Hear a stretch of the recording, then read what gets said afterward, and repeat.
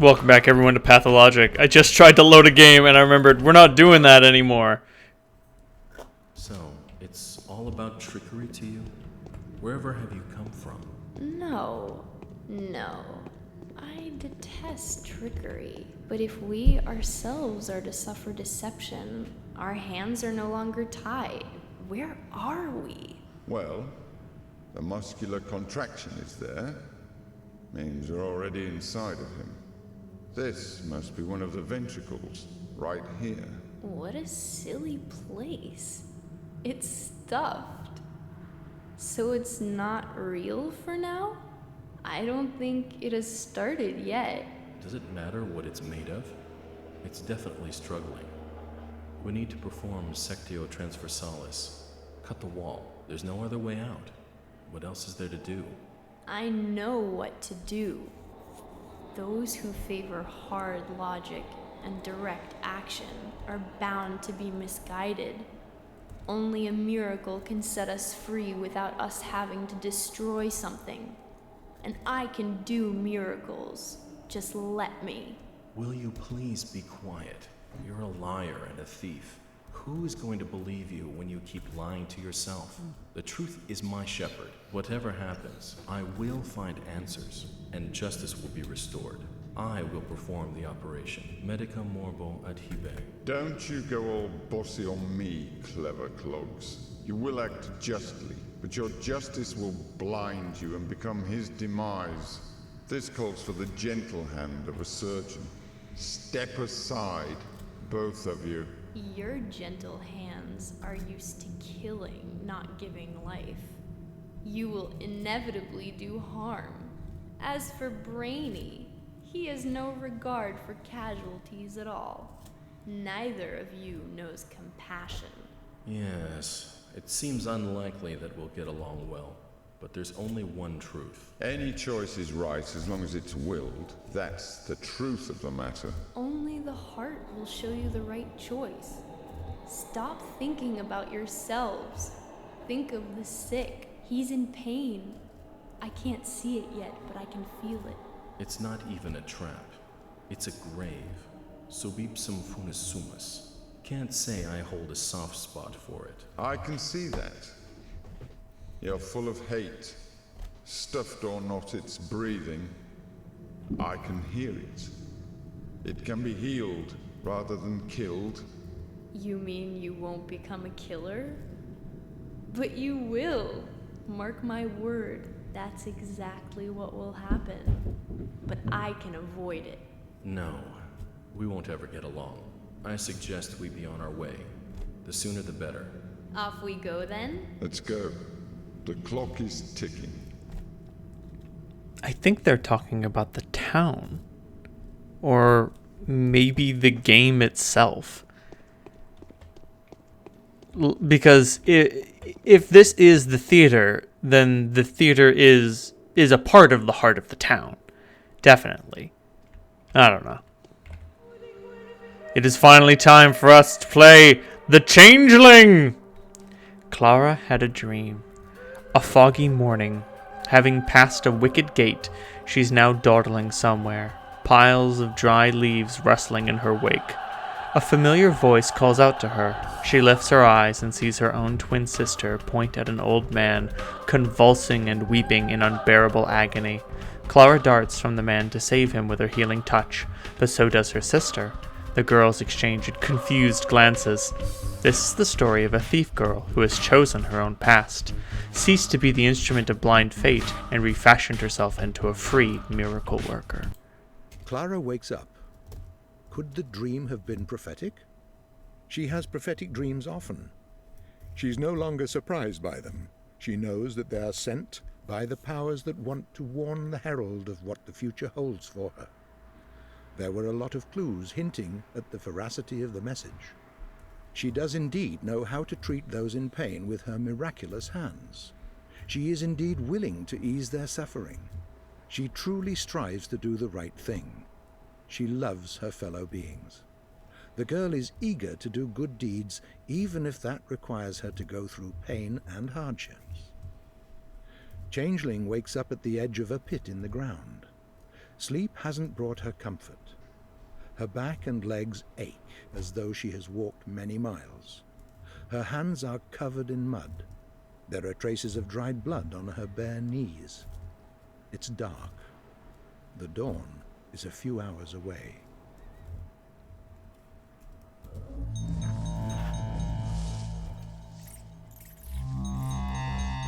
So, who is who?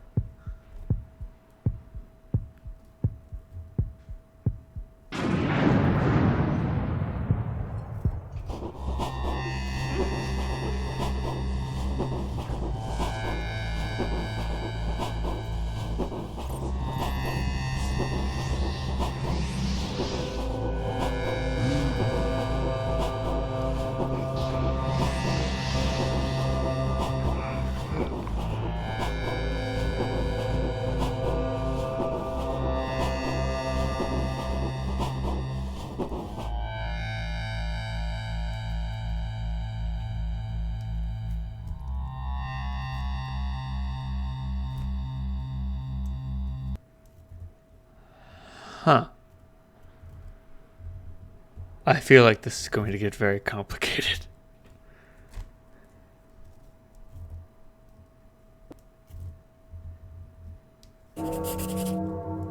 Why would they call me a thief, pray tell? What did I steal? Why does the law detest me so?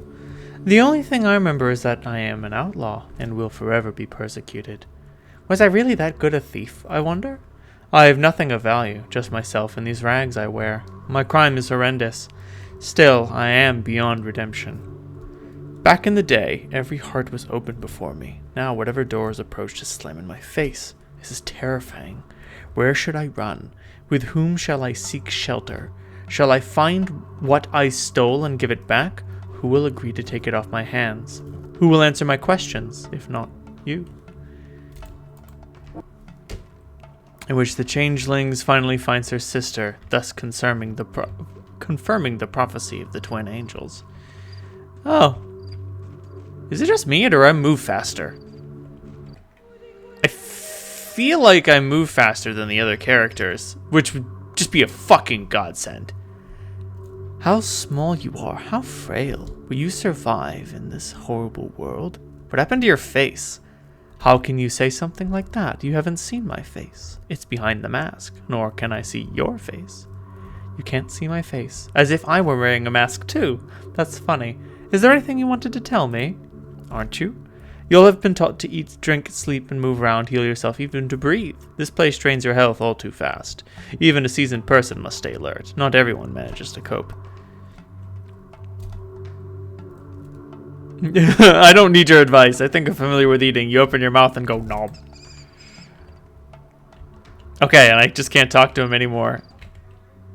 Oi! You're one swift appearer. A child, a sweet child. Such thin, see-through palms you've got. Magnificent little hands, so extraordinary. And already blackened and reddened all over. How very evocative. Who are you? And who are you? There's a much more interesting question as far as everyone's concerned. Yourself included, I should think. You can call me Clara. Before you enter the town and embark on your cleansing agenda, I'd like to give you a few pieces of advice. You are, after all, a mere hatchling. I rather doubt you arrived at this cemetery with your M.O. already laid out, if you pardon the pun. Please do tell me. Time won't wait for you. Hour after hour, day after day will run out fast. You're not the center of the universe, not even now that you have this truly exceptional part to play. At some point, you may even feel that you could easily be everywhere at once, but make no mistake, the town is changing with time, and there's nothing you can do about it. Why do you need to rub it in? Time has the final say in matters of life and death. It may so happen that you will knock on the door of a person you need when that person is already past being able to answer you. The news changes too. What was on a person's mind a day ago will have petered out come tomorrow, and it may have been something you'd have found useful. Pray, why speak of such terrible things? It's not like I have say in a matter of anyone's life and death, time or no time. Haven't had a laugh like this in quite a while. If you don't have a say, who does? Who but you, my blessed child, is holding in her hands the lives and deaths of others.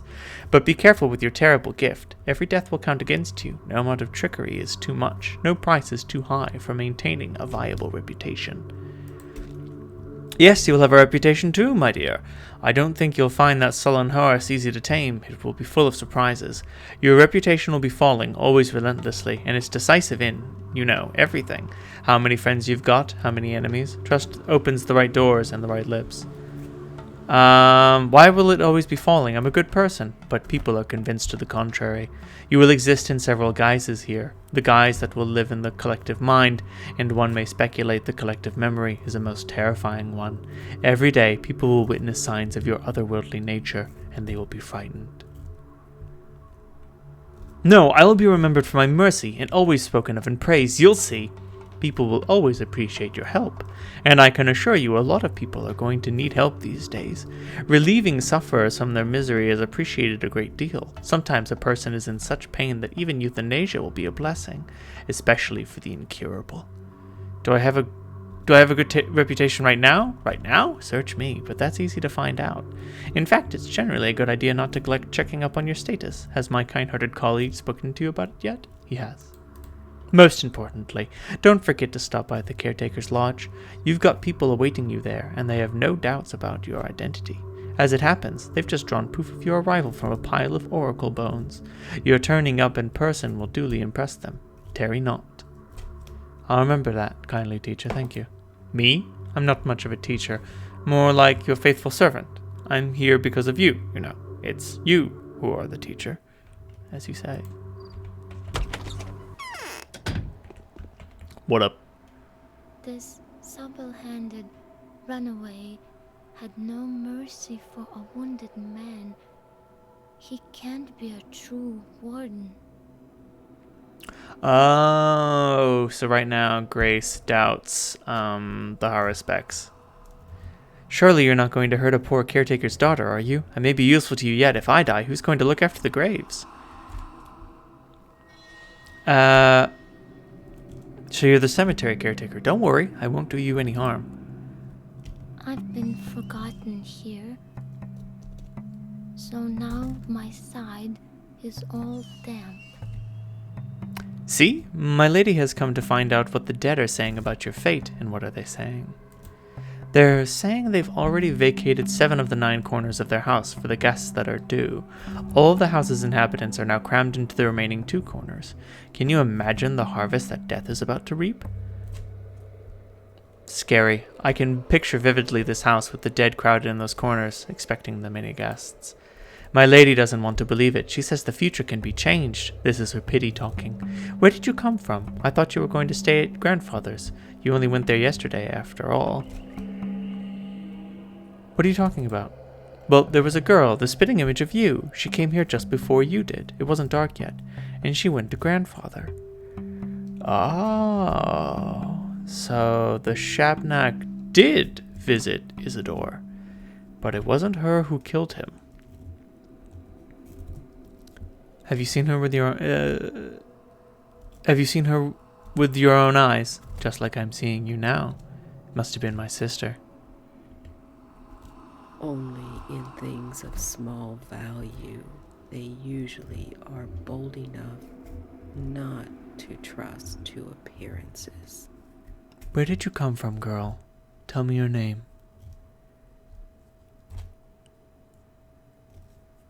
Let it be Clara. I've come to this town looking for my sister. Yes, I'm looking for my sister. Something's telling me she has recently paid you a visit. Yes, that's right. I've been waiting for you, Clara. We have many things to talk about. And why have you been waiting? Please do tell.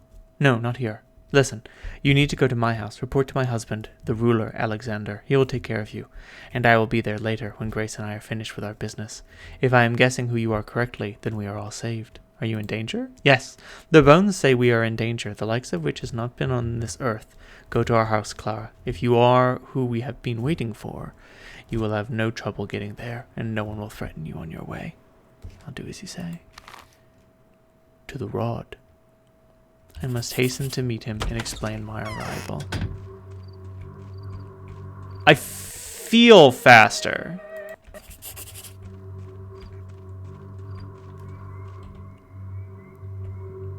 Holy shit! Does my immunity just naturally stay at maximum? That would be... Oh my god. What if we're immune to the disease? Wouldn't that be fucking wild? Just one character wholesale immune. And so going into diseased houses will be so much easier.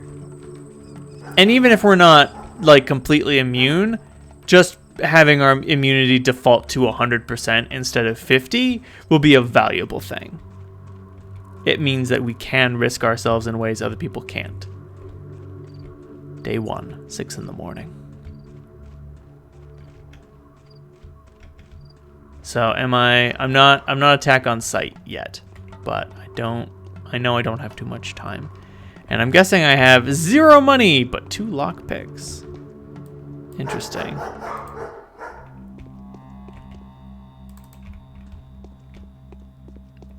Don't mind me. Just collecting the trash. No, I want to go this way. That'll take me the long way around. Maybe I'm straight tripping, but I feel faster.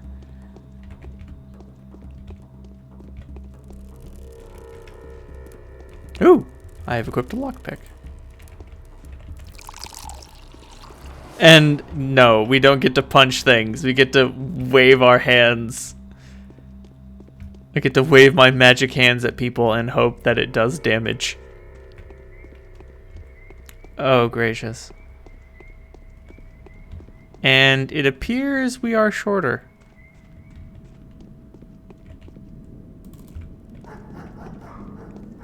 Which makes sense. We are not tall, being a child and all. And true to their word, my reputation is steadily lowering. Not quickly, but constantly. Which is going to make these first days pretty difficult. Because there aren't going to be a lot of ways for me to regain reputation. But this means I'm going to have to speed my way everywhere. Your coming is a sign. You are a link in a whole chain of mysterious coincidences. You are standing before Alexander Saburov, one of the rulers of this town. You must be Clara, I suppose. At least half of what you've said is true. My wife Katerina said you had been seen at the cemetery. The late caretaker's daughter claims that you had crawled out of a fresh grave, the appearance of which could not be accounted for. Is this true? How could she have possibly talked to you already? What has this town turned into? Truly a country of contradictions. Do you know that it's dangerous for you to even go out in the street? Are you aware that the powerful Kane family has put a bounty on your head? An envoy of theirs just left, and I promised them I'd help catch the criminal by any means. The criminal? The head of one of the ruling families died last night. His murderer is said to be a woman similar to you in appearance. The description largely matches. The common folk, blinded by local superstitions, are blaming a mystical creature spawned by the earth under mysterious circumstances at night. Is there anything you have to say to that, Clara? Look into my eyes. Do you believe me? I don't know why, but for some reason, I trust you.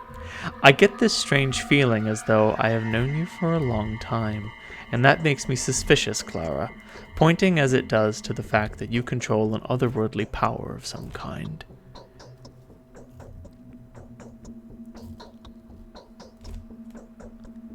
I do have inexplicable powers. I've always had them, but I've always thought of it as a blessing. It's good, not evil. Why then are you being called a thief? I do believe larcenous skills are exclusively the domain of the wicked.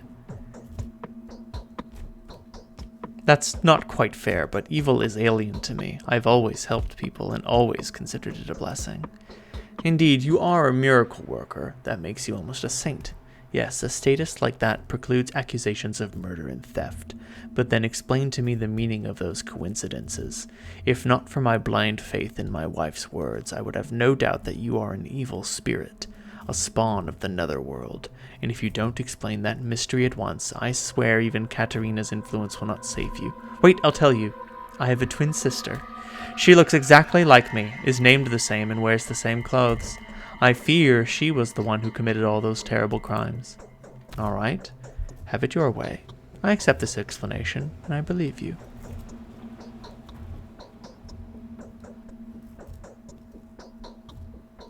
I've just had to tell a lie for the first time in my life. To invent a fictional sister, shift all those outrageous accusations to her. Strange I could even utter the words, but I promise when it all clears up, I'll explain myself and undo that lie. So what are you capable of, Clara? Tell me about your miraculous abilities. I can cure various diseases using my hands. I know that. Anything else? I can induce a hypnotic state in people, provided they consent, of course, and then they will answer any question truthfully. Oh my god. This explains so much about what Clara has been doing. Enough. I need time to make up my mind. Go outside, walk around the house, and you'll find my wife's side. Afterwards, come back to me. If your conversation yields no unpleasant surprises, I shall decide on your future from then on. I'll do as you say. Okay. So that's why we're going to get all the answers, because we can evoke the truth from people.